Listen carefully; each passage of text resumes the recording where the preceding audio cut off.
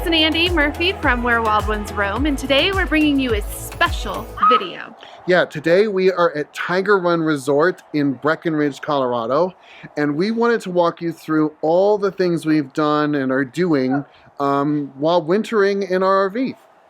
Yeah, there's a few steps, actually quite a few steps that you probably should take before heading to a climate such as this where you have really cold temperatures, a lot of snow, and trying to stay warm and comfortable in this kind of a climate takes a lot of preparation. It does. Now, I mean, this has been a total choice for us to do. We are wintering people. We will always take winter activities of skiing and snowmobiling and sledding and all that stuff over, I would say, a warm tropical beach. There's nothing wrong with that. We've done that too, but this is definitely something we have enjoyed and plan to do again.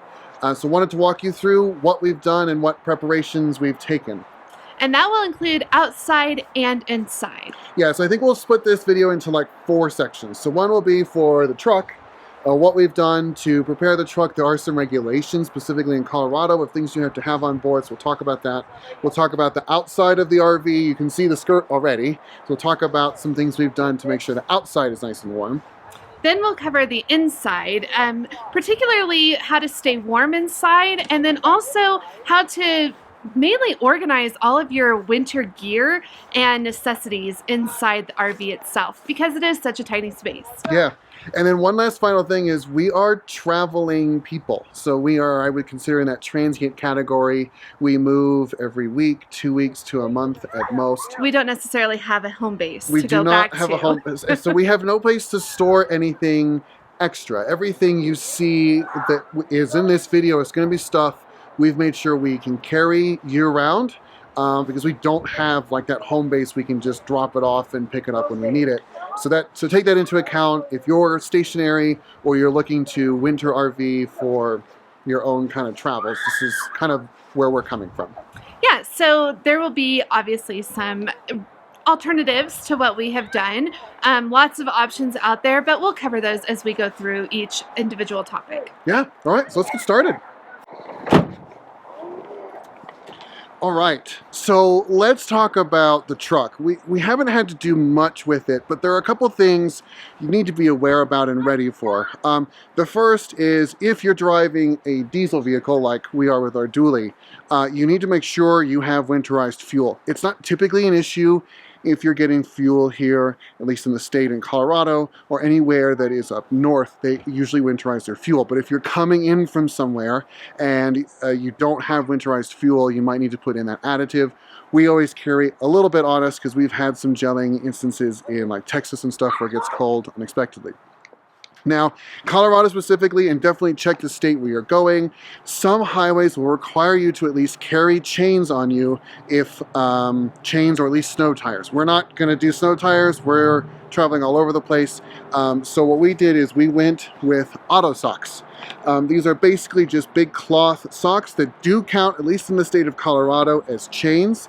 And this will give us extra traction if we ever need them. So I'll do a link up here for those. Not sponsored or anything by these, but and actually we haven't even had to use them yet, but it is legal for you to have them on.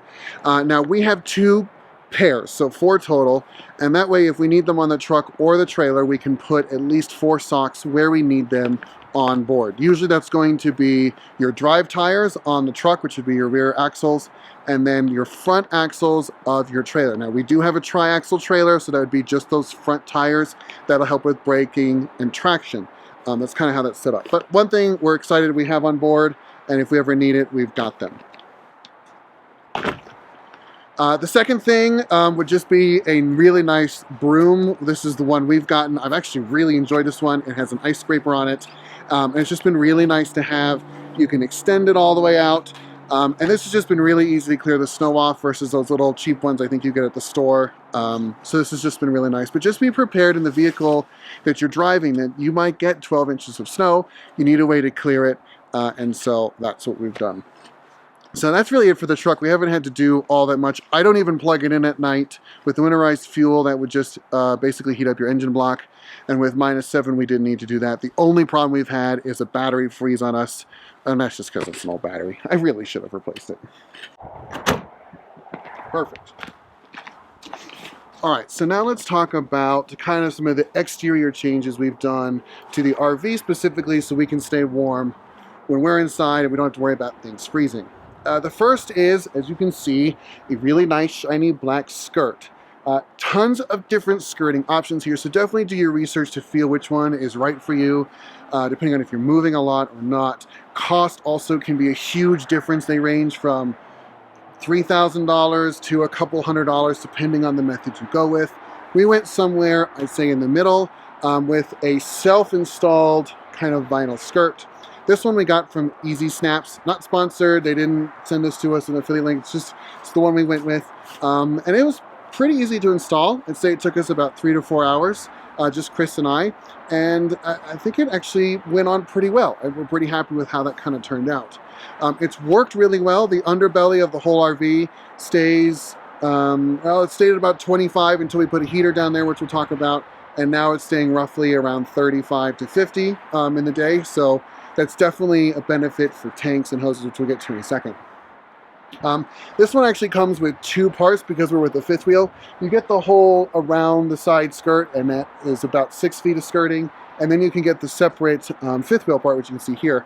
And that's really nice because that creates a whole nother room, and we have bikes stored in there, and it's easy to deal with the propane in there. And so that's kind of just a nice little room that we've been able to store things in, and it keeps a little bit of the heat from that bedroom up there.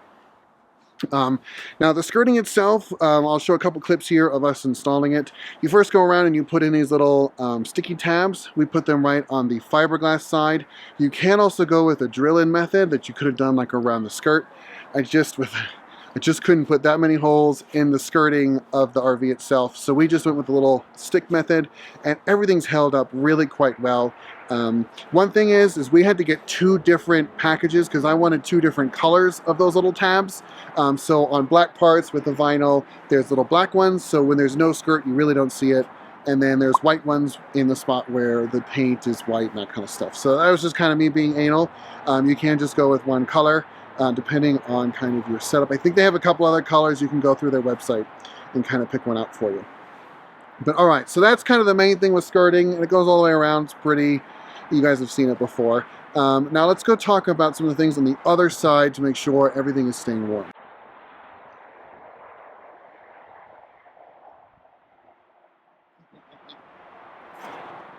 All right.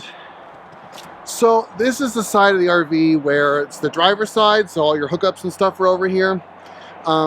We didn't have to do all that much. Of course, we have the Camco winterized hose, which they work okay.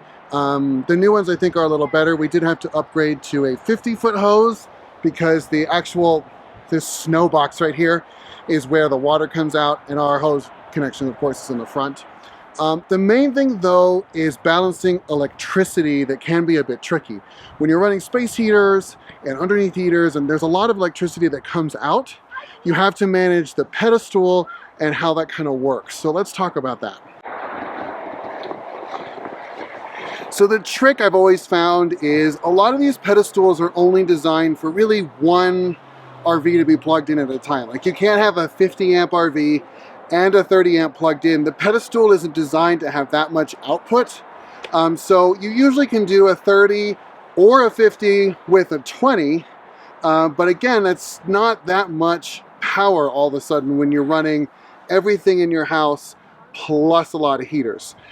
So balancing that and making sure your circuits are kind of balanced is important, and that will greatly minimize any electrical fires or stuff like that. So basically we had the entire RV plugged in through 50 amp, and that has been more than enough sufficient for even all the 3 ACs to run in these units. But what we have had to do is run a few extension cords from the pedestal and from the RV to balance 2 additional heaters.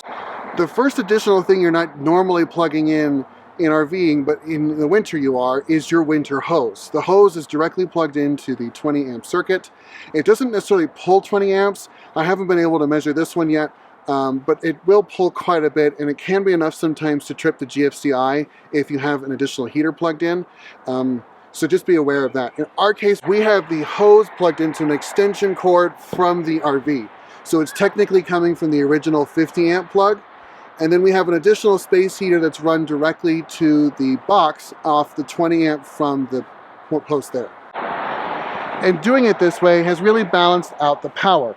Before, we've tried a couple different configurations. We had GFCI stuff being tripped. We had the box being tripped because, again, the campground is already pulling about 18 amps just to keep the water from themselves freezing. And then we have to keep the water from freezing from basically the campground spot all the way to the RV. So you got to kind of balance that out. You can see the power here. We've tried to make sure it stays dry. And this has been nicely balanced out, so we haven't had many issues with it.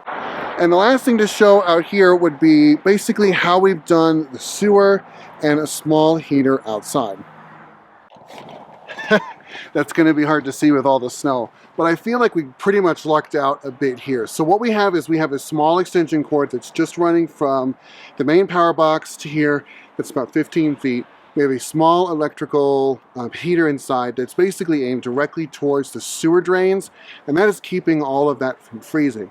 When we did not have a small little heater under here, it was getting to about 25, and so all of our sewer pipes, great tanks, everything was freezing.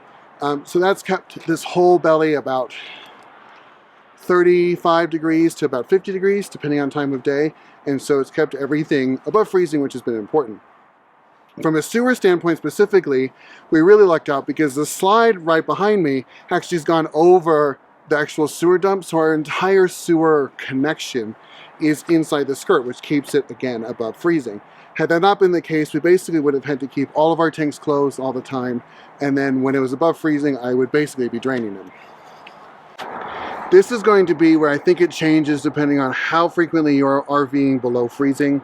When we are only staying a week or so in a place, and it doesn't really get that much below 20, we don't typically skirt, and we just will keep the sewer not connected and connected when needed. The challenge has been that some of our actual exit drains have clogged up from ice, and so just kind of keep that in mind. You will put that at risk if it goes much below 20. So we have had that happen. If you're stationary and you don't have like a nice connection where it's all inside the skirt, you can look at PVC pipe, insulating the sewer system, running heat tape, lots of different ways to keep that from freezing. I feel like we just lucked out here and we didn't have to do any of that. Only final comment will be on the winter hose. We do have, like I said, that 50-foot one. It runs all the way along the side. You can always tell if it's working by if the snow and ice around it are melted. That's typically a good sign. Well, one thing I did learn is the thermostat for it is actually on the tip without the plug. So when we have our plug on the far side, the thermostat could actually end up being where inside your hose is connected. So I've had to stuff that down kind of below where the hose comes in to make sure it's reading the coldest temperature possible, so that hose kicks on as early as possible in the cold evenings. It does kick on about 50 degrees, so as long as it is below 50, the heater should come on and it should kick up. The only trick I really haven't figured out yet is how to get a good filter to work with it. I think next year we're going to probably just put in an inline filter, and that way I don't have to worry about it, because right now running unfiltered water, it's just not my favorite. You can definitely taste the difference too, so it's my only thought there on the water. Now, when we first got here, we're working on furnace and space heaters and all that kind of stuff. We were going through both 30-gallon tanks in about 5 days, and again, it never went above freezing. It was 0 almost every night, so it was cold.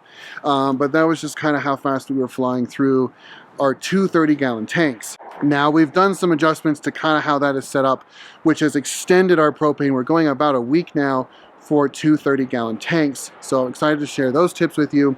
But all of our propane is stored under here. The main thing I suggest is getting a propane tank reader. I never thought they were necessary before, but we did have a night where the propane went out at 2 a.m.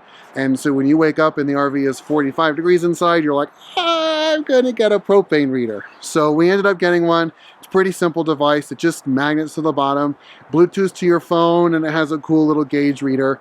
And so now we at least can see our propane levels. And I would strongly suggest that if you don't have a big tank where you can track that all the time. Okay, one final comment on the porches. So we are in a toy hauler. We have a side porch, favorite feature, and we have a back porch. Now, the back porch, we have a personal threshold of about 30 degrees before we don't set it down. So if it's below 30, it's up, and that kind of keeps the heat in. The patio does have a 3-season door on it, but the 4th season is winter. So it works great in the summer. It keeps the AC in. The fall and spring, of course, are lovely. But the winter, it struggles. There's a lot of gaps and airs. And so in the winter, we keep that back one completely closed. And really, we're having issues with that because we left it out in the rain, which you're not supposed to do, and they don't tell you this. So anyways, we keep it up basically all the time in the winter. Now, the side porch is designed to stay out all the time. We keep it out. That's where we keep the grill. And it's been awesome as like a little landing pad. So when we come in covered in snow from skiing or sledding or whatever, it's been nice to kind of shake down there, get everything kind of prepared. And then when you go inside, we do have a process, which Kristen will show you, but it's nice to have kind of that transition zone. One thing that is important is we try and keep as much snow off of it as possible. I don't mind it when it snows, leaving it and letting it snow on it, but when the snow melts from a warm day and refreezes, that becomes an ice rink. So it's important to keep it clear of snow before it melts, and that has made it just a non-issue for us. But yeah, the grill stays up there. We have a little bit of weatherproof furniture. We stay up there, and that kind of is out. Rain, sleet, sun, snow, whatever that kind of coming is. All right, now let's head inside.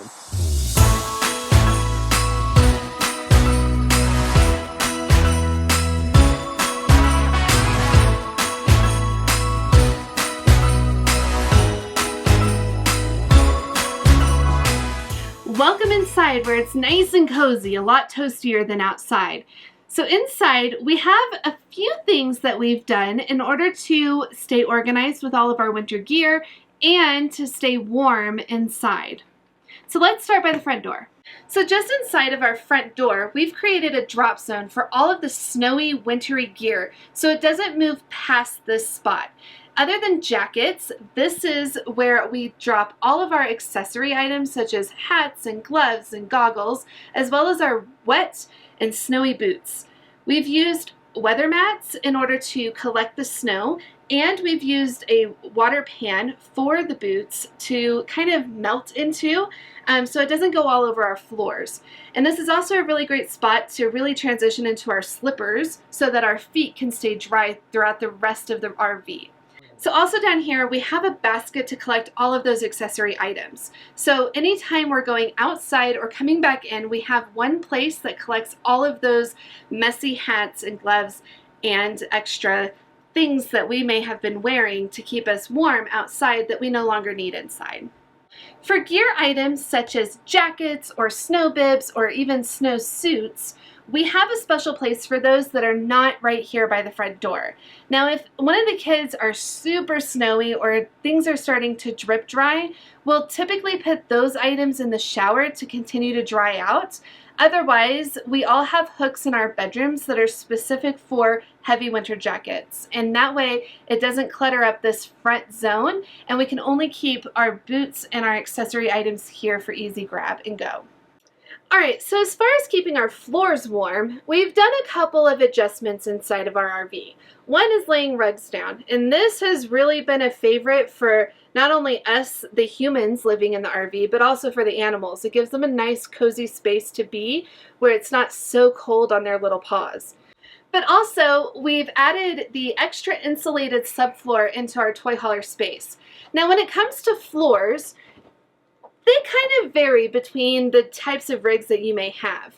Motorhomes are going to typically stay a little bit warmer than a travel trailer or a fifth wheel because they have that insulated underbelly and kind of that basement area where everything is contained. Whereas with a trailer or a fifth wheel, you have a lot of extra airspace underneath, and that's also why it's important to skirt. So as Andy had mentioned with the skirt outside, that also helps with the heat retention on the inside. And also with our furnace running, it keeps all of the floors nice and warm as well. But the rugs actually help to maintain that heat and keep your feet nice and warm, especially on those really, really cold nights when it could dip below zero. So when it comes to heating the inside of the RV, we rely on space heaters and our furnace. Now, we have had to find the special balance between using space heaters and the furnace so that we're not going through propane so frequently.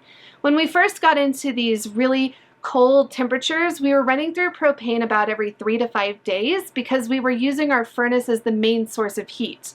Now we've kind of swapped that, and our space heaters are providing the majority of the heat, running at 74, and we allow our furnace to run at about 68.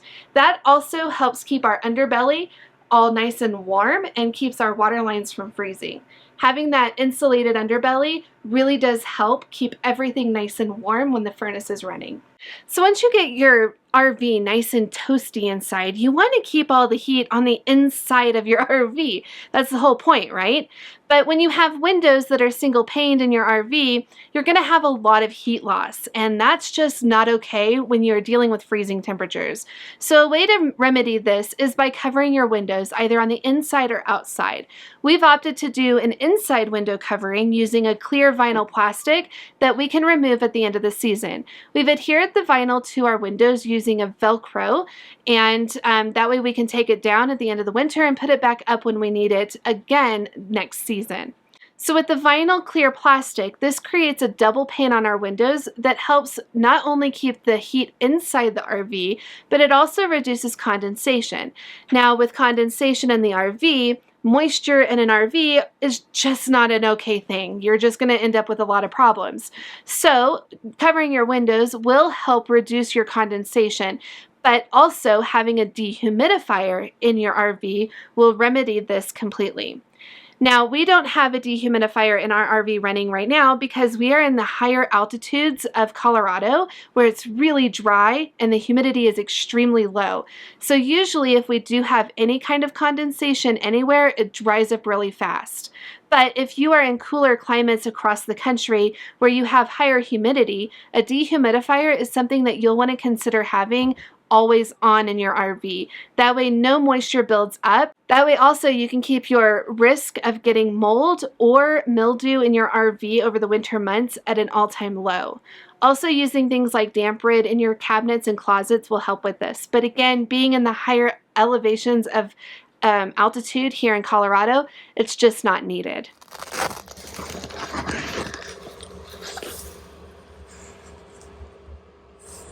This is what this looks like now. It's nice and light. And there's our temperature gauge for down here. It's actually in that storage bay there. Overall, this looks pretty good. You can see the ice up there is pretty thick.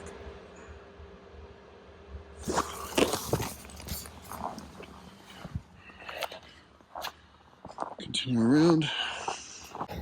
That's what it looks like when it's 0 degrees outside. I don't know if you can see, there's just ice everywhere on the side of the RV. And I had to record this on my phone because if I were to bring my camera lenses out here, they would just fog up and you wouldn't be able to see anything. But yeah, it's not too bad. We're actually staying quite warm. I think this is the most dramatic thing where I mean, just everything has ice stripped on it. That's where our furnace is. And so you can see there's just like from the fence, it melts it there, and then everything else is just completely frozen. So, not too bad. It is nice and warm inside. I'll show you those temperatures next. So this is the temperature outside. It says it's 1, and it's been going between 0 and 1. The high today was 23. And if we come over here, it says garage, but I moved that one because it's currently working to the underbelly. That's what the temperature one we just saw.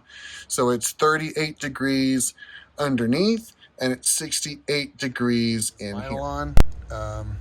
Just because of all the moisture problems here. So not sure this is the most kind of well done area, but it is better than it was with this extra sealant and a couple extra work. And then really when you pull this down, man, does that make a huge difference because it keeps all the cold air on the other side. And so, yep, keeping that down is kind of how we seal that door at night. All right, so with wintering in the RV, it's a lot of trial and error. And we've learned that we've done some things really well, but there's a few things that we wish we had on board or that we had prepped ahead of time. Yeah, I think lessons learned while we've been here. So I'll take the first one. So the first one for me would be the vent covers on the roof. We have had a couple of pretty big snowstorms, and so we haven't always been able to have the vents open. They're just kind of the standard square ones. And so having a roof cover would have kept the snow off the actual cover itself and allowed us to open it when we're cooking or doing the wash or whatever reason you need to vent. That would have been nice to have. And even outside of winter, now we can have the vents open for rain or whatever. So I think that is definitely going to be something we add to the RV for next year. And probably pretty quickly because we're going into the spring. We're going to add it now, and it's but definitely something we're looking at. So another thing we wish we had is a set of hot water bottles for the beds. Now these are really great alternatives to electric blankets. I was going to say electric space heaters. These are really great alternatives to electric blankets, especially when you're not wanting to really use up all of your amperage and wattage that you only have a certain amount of. Very precious, yes. Especially when you have space heaters already hooked into your circuits. But the water bottles are really great because you can pop them into the microwave if you don't want to use the hot water on board, and they keep your bed nice and warm throughout the entire night. Yeah, I definitely think that would be something. And then the final thing, which is something we learned here that I never even thought of, is when the snow melts, especially on the roof, because you have heat inside, so it heats the roof, so the roof will start melting even if it's in the upper 20s. You have a lot of snow melt that drips off. Totally fine. That's fine. Mm-hmm. The problem is then the snow melt will turn to water as it drips off and freezes the ground below where it lands. That's the problem. That's where the problem starts. So I suggest if you're going to do something longer term, like a month or longer, look at getting a couple of 5-gallon buckets and having that water be collected before it freezes. That way you can just dump the big icicle or big ice cube off to the side and recollect it. We are having, I don't want to say an issue, but we have had a lot of runoff that has completely frozen underneath the bulkhead area. So we are going to have to drive the RV basically over a small ice rink to get it off from this snowmelt. So collecting that up front would have saved us potentially a little bit of trouble up front. And we've seen that quite a bit with other seasonal stays here at Tiger Run. That's right. I did not know that before. I know. It's an interesting thing. Yeah. So really quick, we also have learned that being in a toy hauler, and we get this question quite frequently, the garage space is heated and insulated a little bit differently than the rest of the RV. So besides just the subfloor insulation that we have provided that I talked about earlier, we also keep the back porch up and we keep a space heater back here. And that really maintains and regulates the heat back here very comfortably. At least in our particular unit, the furnace is all the way in the front, and there's only one tiny little vent that makes it all the way back. So it will produce a little bit of heat. Mm-hmm. It's just not enough to keep this 12 by 8 space remotely warm. So adding a space heater on top of that little vent does more than enough, I think, to keep this space adequately regulated. That's mm-hmm. a better word. So it's done really, I think, just a simple space heater. The other advantage, at least in our model, is the washer dryer is all in the back. So you have a dedicated 20 amp circuit. So you don't worry about overloading a GFCI circuit or anything like that. That makes it really easy to do. You just can't run your washer and dryer and the heater at the same time. That would be a bad idea. But other than that, it's been quite nice back in our little renovated space. Yeah, we've had really no issues, and we've had really, really cold temperatures. Did you tell them how cold it got? Yeah, I did. I mean, -7 is our new record, and we have actually woken up kicking covers off of our bed because it's gotten so warm back here. Yeah. So if you are looking at a toy hauler, have no fear, you can regulate the heat back here as well as the AC during the warmer months. It's really easy to do. And yeah. Now, if you guys have any questions, feel free to leave comments below and we will try and get back to you as soon as we can. We are also going to write a blog post to kind of mirror a lot of this information. So if we miss something or somebody asked a really good question and we want to add it, definitely check out that blog post. We will link it right below.